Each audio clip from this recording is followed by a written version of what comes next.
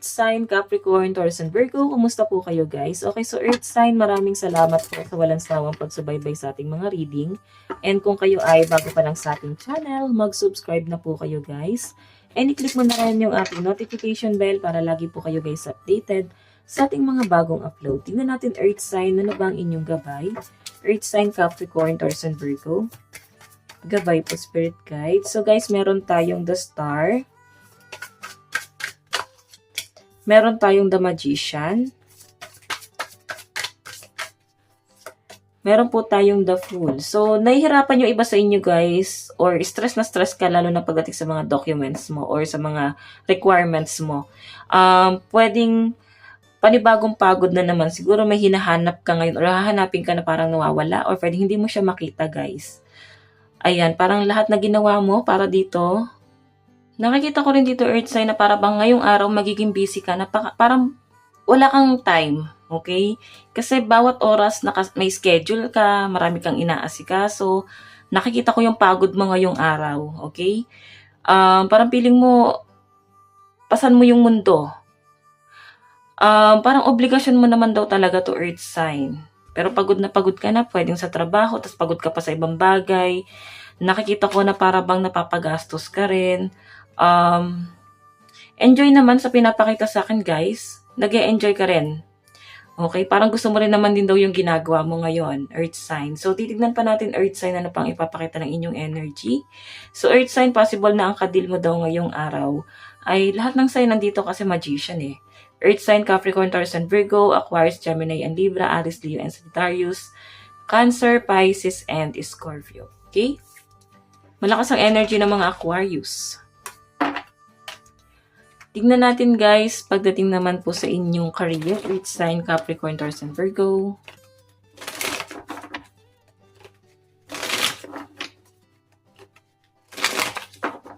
Earth sign. Pagdating po sa career ni Earth sign.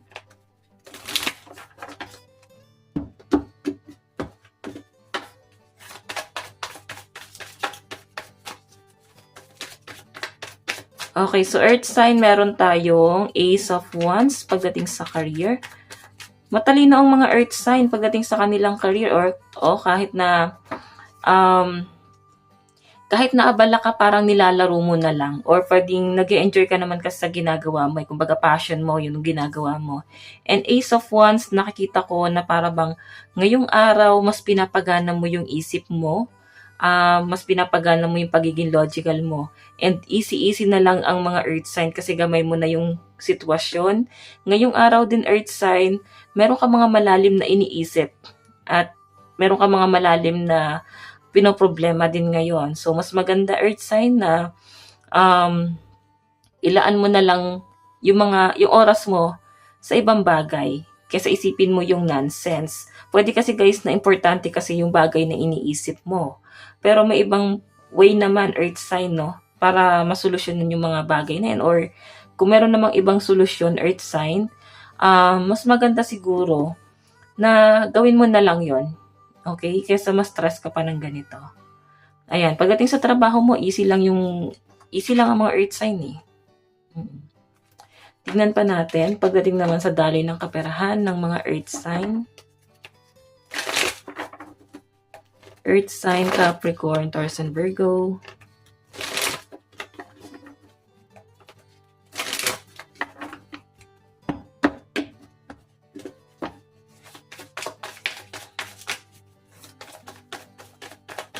Okay, so Earth sign, pagdating sa daloy ng pera, 5 of Swords.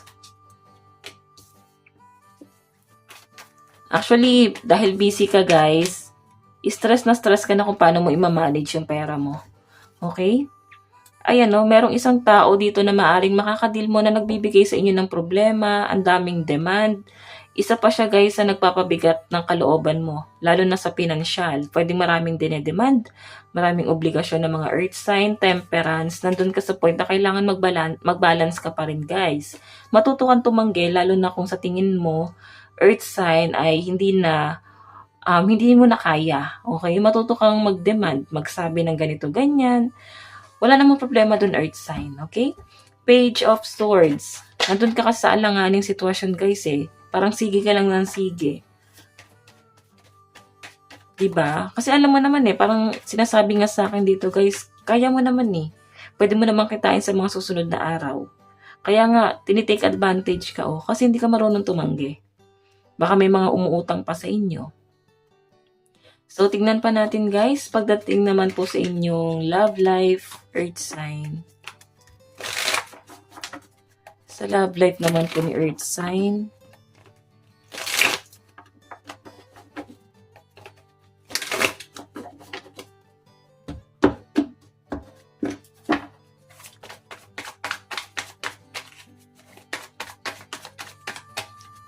love life po ni earth sign. So guys, meron tayong 4 of cups. Iba na yung focus ng mga earth sign. Nakikita ko na para bang iniisip mo dito yung mga maling ginawa ng person mo. Yung mga pamamahiya sa'yo, masakit na ginawa sa inyo guys, na hindi na guys makatarungan. Pwedeng below the belt na nga Nakikita ko na unti-unti pa siyang umalis sa buhay mo. Okay? Unti-unti pa niyang tinoxic yung buhay mo. Nakikita ko yung pag-a-adjust ngayon ng person mo. Ikaw, moving forward ka, pero hoping pa rin yung iba sa inyo earth sign na parang bumalik pa rin sa dati yung person mo. Kasi ang laki ng pagbabago ng pag-uugali nito guys. Nagiging mataas na siya sa inyo. Kasi Knight of Pentacles guys Hindi mo kilala yung person mo. Ang laki ng pinagbago niya guys. Parang feeling mo ano nangyari. Ba't hindi naman siya ganito dati? Okay? Ngayon nakikita ko earth sign yung pag-heal mo dito. Okay? Moving forward ka nag-a-adjust ka pa rin. Yung mga nakasanayan mo noon, earth sign, unti-unti mo siyang iniiwan na. Okay? Kung kaya mong iwan. Kasi hoping ka pa rito guys Tignan pa natin guys. Advice na earth sign. Parang hindi na siya guys worth it. Nakaka-apekto na to sa mental health mo.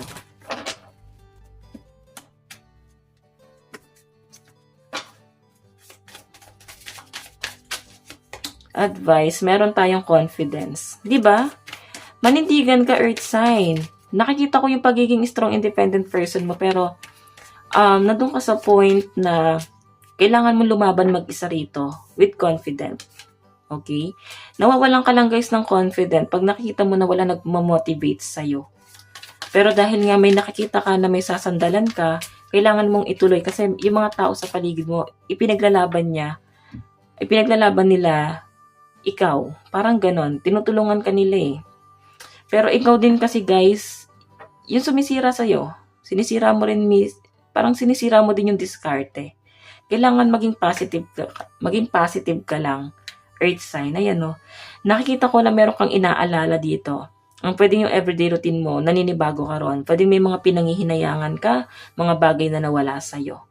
Okay? Sinasabi nga rito parang kailangan mo nang maging, matuto ka na sa sarili mo na tumayo sa sarili mong mga paa at huwag ka masyadong dumepende. Kasi dito ka mas mahihirapan, earth sign. Yung dedepende ka. Okay, so ang lucky number mo is 1 and 29. Advice, meron tayong practice gratitude. Diba? Sinasabi na nga sa inyo guys, maraming blessing ang dumadating sa mga earth sign. Hindi nyo lang guys na-appreciate. Okay, sinasabi nga rito na maging thankful ka, maliit na bagay or malaking bagay man yan guys. Okay, kasi medyo nagiging insensitive yung mga earth sign. Medyo hindi mo nakikita yung mga sacrifice ng mga tao na totoong nagmamahal sa inyo guys. Okay? Kasi hindi mo naman kasi sila guys kailangan siguro kaya hindi mo sila nakikita. Okay? Appreciate natin yung mga taong may mga sacrifice talaga or may mga malasakit sa atin earth sign. So guys, ito lang naman po ang inyong reading. Hanggang sa muli. God bless and love you all. Thank you.